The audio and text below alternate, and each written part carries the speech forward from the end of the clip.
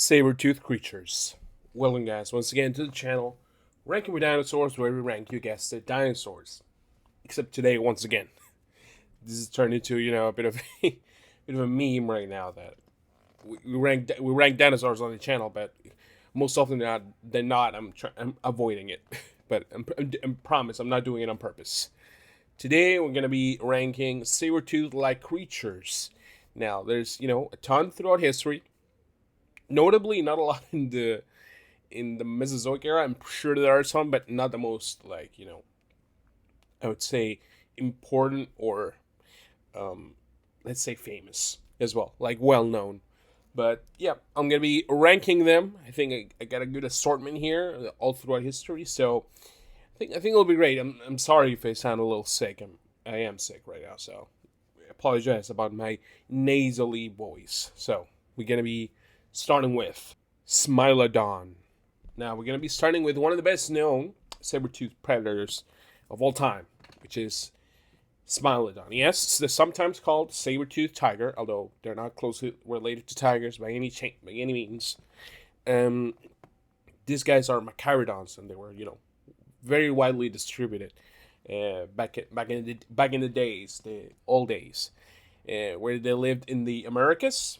There are three species. I can't remember which one was the bigger one. I think it's populator, something like that. They range from the Pleistocene to the early Holocene, so pretty wide steps of time that they were alive. These guys were much more robustly built than modern cats, for example. They had very well developed forelimbs, and of course those very large upper canines that are very distinctive from this group, or especially Smilodon.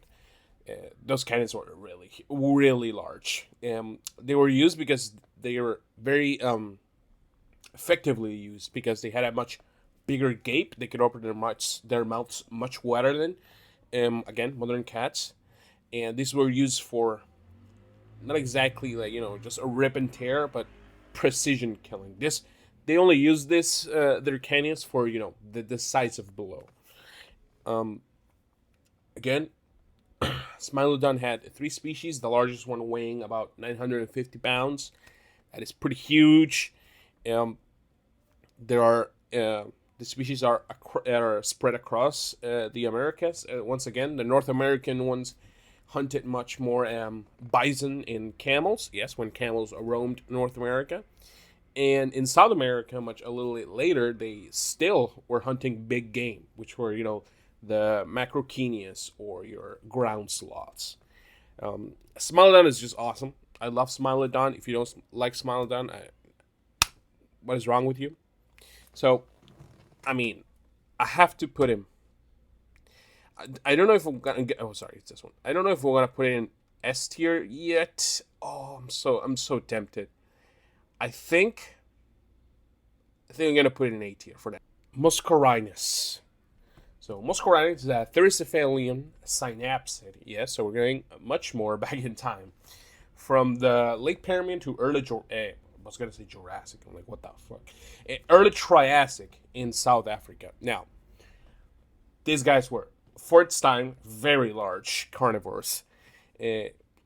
Carnivorous thorapsids, once again, with one of their largest skulls recorded, which is comparable to a lion. I want to say, yeah, like a lion. So their heads were a little bit bigger than relatively to their bodies, but the actual size of the skull, think big cat, if you want to have like like a mental image of how big it could be. Had a very broad and blunt snout. And those bad boys were the ones that bore those long, straight canines. The hunting methods for these guys, because we're looking at why would they have these canines, and is that they came to the conclusion that apparently they had a very cat-like predator behavior, which means they were piercing the skin of their prey and holding on to it. their struggling prey could not get away from those big ass teeth, which is, pretty cool because this is one of the earliest, and I think it might be the first record of this actual hunting method being used. So yeah, if you think like only cats invented this, patented this, no, MOSCHORHINUS and Therocephalians did it first. They were the first cats, even though they're not cats. So MOSCHORHINUS, I mean, I like it. It's not amazing, so I'm gonna put it in B tier for now. NIMRAVUS. No, I don't know if I'm saying that right, but NIMRAVUS comes from a little group called the NIMRAVIDS, which, we're getting a little interesting because these guys are known as the false saber-toothed cats. And that is because they are not, they do not belong in the same group as the ones we called saber-toothed cats. So these guys lived in North America and Eurasia. This was during late Eocene and Oligocene. And they evolved these, similarly to saber-toothed cats, these large canines, not because they were closely related, but through parallel evolution. Now, I don't know exactly what the difference is between parallel and convergent evolution. Some scientists say it's, valid to think of them as separate. Some say it's, it's just the same thing but worded differently. But apparently it all comes down to ancestors. If the ancestor had it, then it is parallel. But if their ancestor didn't have it, so they develop it independently, then it's convergent. I think that's it. If I got it wrong, I'm sorry. I'm not a paleontologist. I'm trying my best here. But again, NIMRAVUS, we're talking about NIMRAVUS, is a 4 foot in body length. Very sleek. Think of it like a caracal. If you know what a caracal is, go look that up. But much longer back, kind of like a overgrown ferret, and I would say more like dog-like feet. Yes. So as you can see, it's not necessarily very cat looking, but very similar. It hunted little birds, small mammals. Again, this was not an insanely big animal. Primarily using ambush as its hunting method. Again, cats do love using this method. It had actually had beef with other NIMRAVIDs, like SMILODON, which is another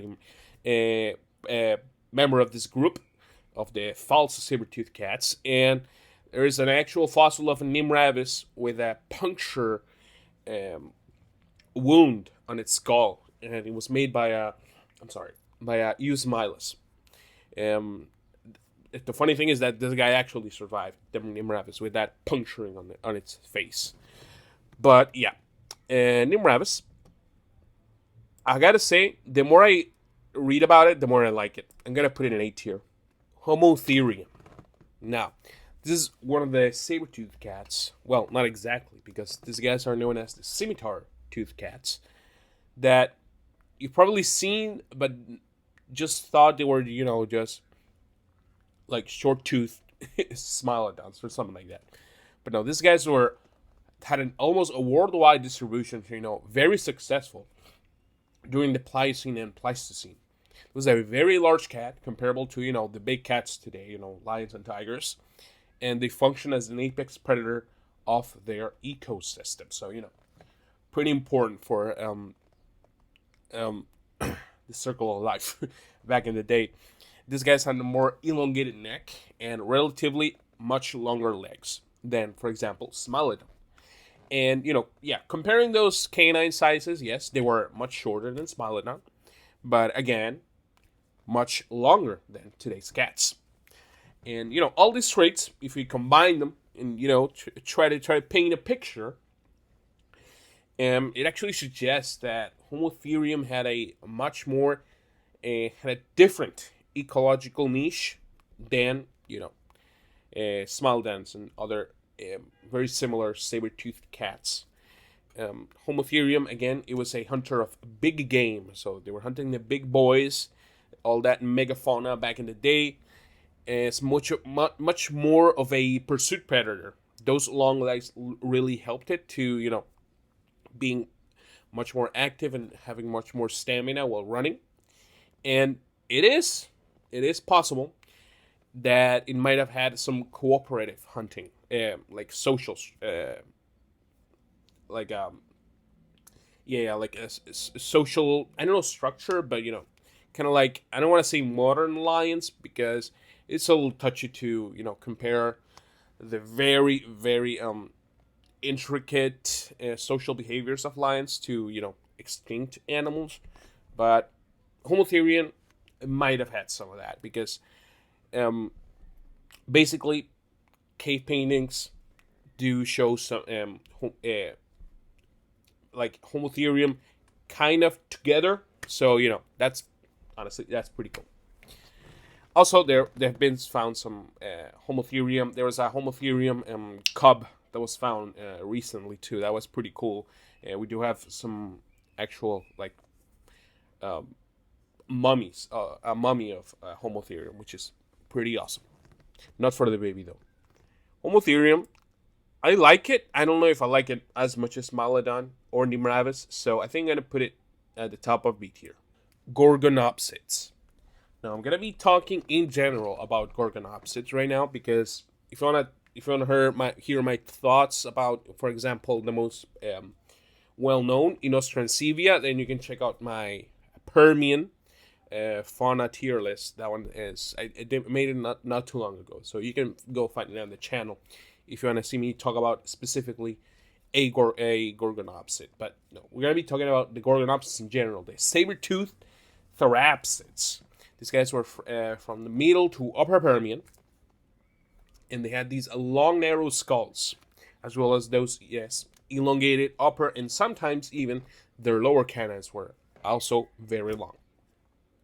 They were used for slashing and stabbing, and these guys used a much different method than today's cats or the previous saber-toothed animals, and that it used a bite and retreat tactic. Now, it started with ambushing the prey and then slowly debilitating the target by basically just biting it and bleeding it out until the target was tired, succumbing to its wounds, and then it would come and just deal the finishing blow.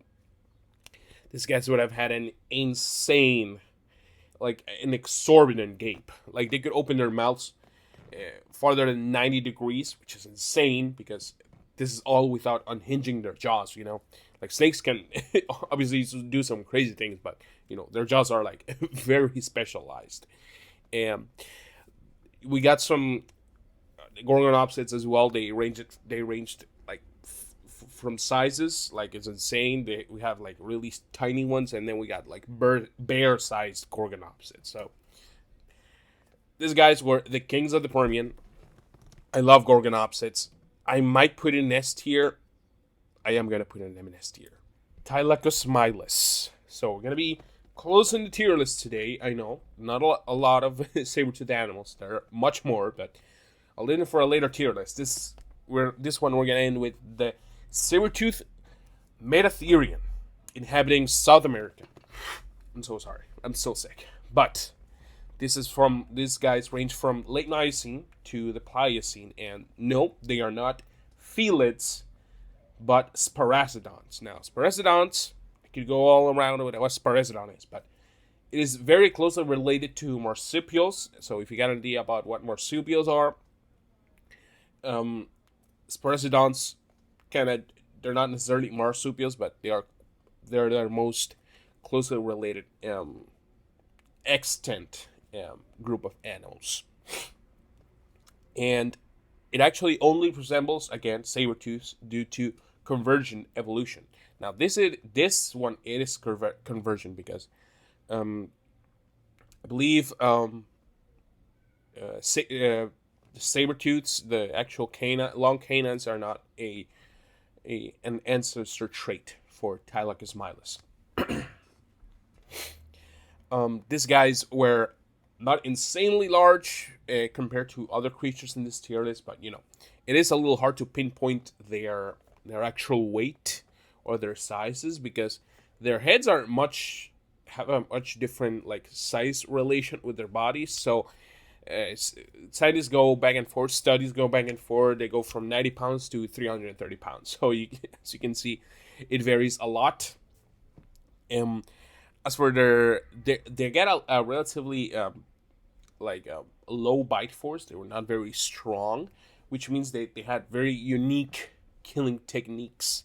Again, using that probably as a last resort, the killing blow, just that. Only using it for that. THYLACOSMILUS also has a weird skull. It's very peculiar looking. Probably in real life, it resembled kind of a saber-toothed, a large cat from today. But if you see only the actual skull fossil, it's actually pretty weird looking. And the lower jaw, you can see, has that extra bone. And what I believe it is that they were used so the teeth could go right in them, so they wouldn't break as easily. So, they could have some sort of support while they had its mouth closed. So THYLACOSMILUS is honestly one of the coolest mammals to ever be born. It's gonna be S tier. I don't know if that's controversial, but I like THYLACOSMILUS more than SMILODON. I'm sorry. And that is the end of the tier list, guys. Thank you so much for watching the video. Please let me know in the comments, how will you make your tier list? What is your favorite saber-toothed creature? Which ones did I forget? And let me know if you want a part 2 again of this particular video. So thank you guys so much for watching the video. Please like the video. It helps a lot. Subscribe. It helps even more. We're almost to 500. We're almost there. So I want to appreciate and take a moment to thank you for all the comments. I'm still keep reading them, even the ones that say some some funny, not very nice things. I still like your comments. So without further ado, I'll see you in the next video, guys.